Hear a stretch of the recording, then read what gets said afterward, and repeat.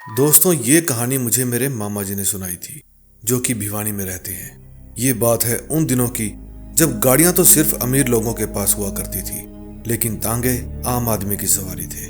यहाँ से वहां जाने के लिए लोग सिर्फ तांगों का ही यूज किया करते थे। उन लोगों की भी बहुत वैल्यू हुआ करती थी जिनके घर पर तांगा हुआ करता था, क्योंकि अगर किसी को कहीं भी जाना होता तो वे उनके तांगे पर ही बैठकर जाया करते थे। उन दिनों राजू के पापा के पास भी एक तांगा था। राजू बचपन में मेरे साथ पढ़ा करता था। अब मैं आगे की कहानी राजू की जुबानी सुनाऊंगा। ये बात है 1965 की। उस समय मेरे पिताजी के पास एक तांगा हुआ करता था। घर में तांगा होना उतना ही प्राउड फील कराता था जितना कि आज के समय घर में कार होना। हम उस समय भिवानी के पास एक गांव में रहा करते थे। उस गांव से किसी को भी कहीं आना जाना हुआ करता तो वो मेरे पिताजी को ही साथ लेकर जाते थे, क्योंकि उनके पास तांगा था। लेकिन कोई भी हमारे गांव में रात को 11 बजे के बाद ना तो आता था और ना ही जाता था, क्योंकि हमारे गांव में आने के लिए केवल एक ही रास्ता था और उस रास्ते पर एक कब्रिस्तान था। कब्रिस्तान लगभग 1 किलोमीटर तक फैला हुआ था।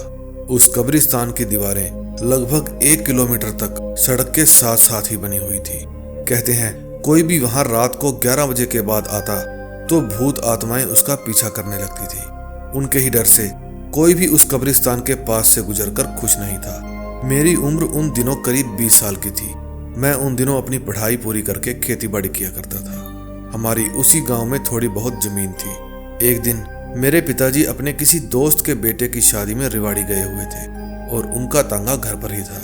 तभी गांव के मुखिया जी हमारे घर पर आए और कहा कि मुझे जरूरी काम से शहर जाना है और मेरा जाना बहुत जरूरी है, बस मुझे शहर तक छोड़ कर आओ। उस समय रात के 10 बज चुके थे और मेरे पिताजी भी घर पर नहीं थे। मैंने उनसे कहा कि पिताजी बाहर गए हैं, इसलिए आप किसी और के साथ शहर चले जाइए। लेकिन फिर उन्होंने मुझसे प्रार्थना की, बेटा मेरा जाना बहुत जरूरी है, मैं गांव के ही काम से शहर जा रहा हूँ, मुझे वहाँ किसी से मिलना है, इसलिए तुम मेरे साथ चलो।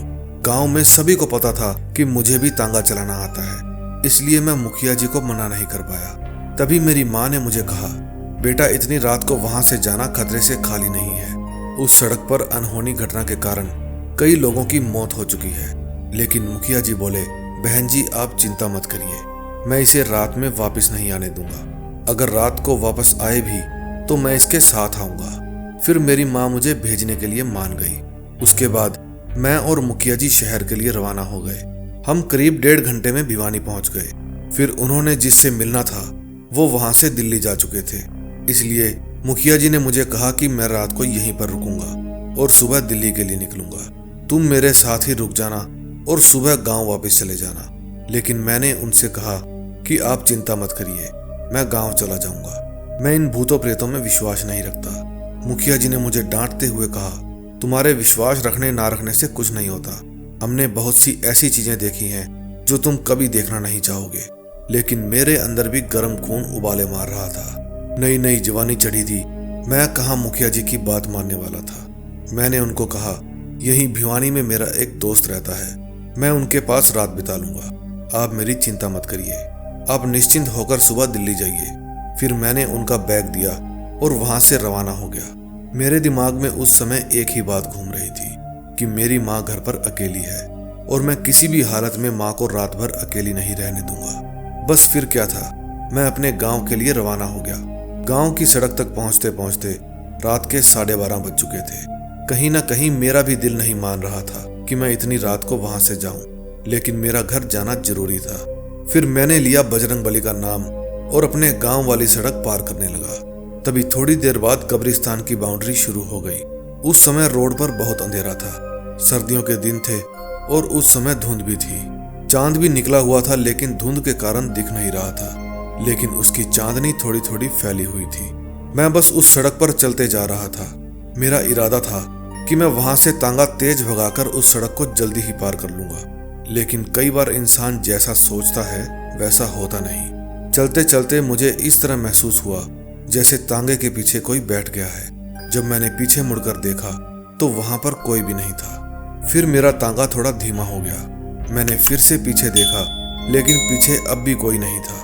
अब मेरे तांगे पर वजन और भी बढ़ चुका था, जैसे कोई एक नहीं बल्कि 2-3 लोग मेरे पीछे बैठे हों। और तांगे की रफ्तार और भी धीमी हो गई। फिर मुझे वहां किसी के फुसफुसाने की आवाज आने लगी। उस समय मेरी जवानी का जोश और खून की गर्मी दोनों ही ठंडे पड़ गए थे।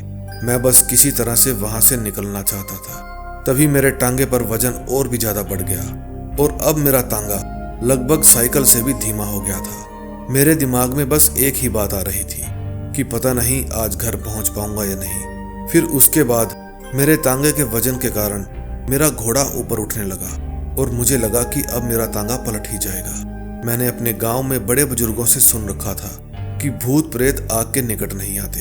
फिर मैंने मेरी जेब से माचिस निकाली और 2-3 बीड़ी मुंह में डालकर उनको सुलगा लिया। फिर अचानक से मुझे ध्यान आया कि अगर मैं किसी चीज को आग लगा लूं तो शायद ये भूत आत्मा मेरे पास नहीं आ पाएंगी। मेरे पास कुछ और तो था नहीं, इसलिए मैंने जो जैकेट पहन रखी थी उसी में आग लगा ली। उससे एक तो वहां रोशनी हो गई, दूसरा मेरा डर भी थोड़ा कम हो गया था। लेकिन टांगे की रफ्तार इतनी धीमी थी कि वो पैदल इंसान से भी धीमा चल रहा था। मेरे घोड़े ने अपना पूरा जोर लगा रखा था, लेकिन रफ्तार में कोई भी फर्क नहीं पड़ रहा था। तभी मेरी आग बुझने ही वाली थी कि मैं सोचने लगा कि अब क्या जलाऊं। तभी मैंने अपनी शर्ट निकाली और उसमें भी आग लगा दी। ये जलते हुए कपड़े मैंने एक डंडे के ऊपर लटका रखे थे, जो कि मैंने हाथ से पकड़ रखा था। लेकिन वो 1 किलोमीटर ऐसा लग रहा था जैसे 100 किलोमीटर के बराबर हो।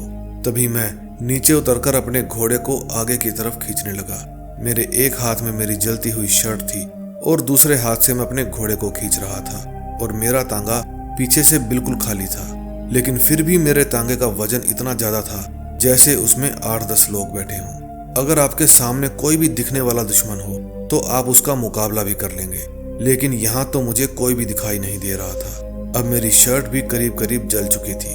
फिर मैंने अपनी पैंट निकाली और उसे भी जला दिया और अपना पूरा जोर तांगे को आगे की तरफ खींचने में लगा दिया। फिर मुझे दिख रहा था कि उस कब्रिस्तान की बाउंड्री खत्म ही होने वाली है।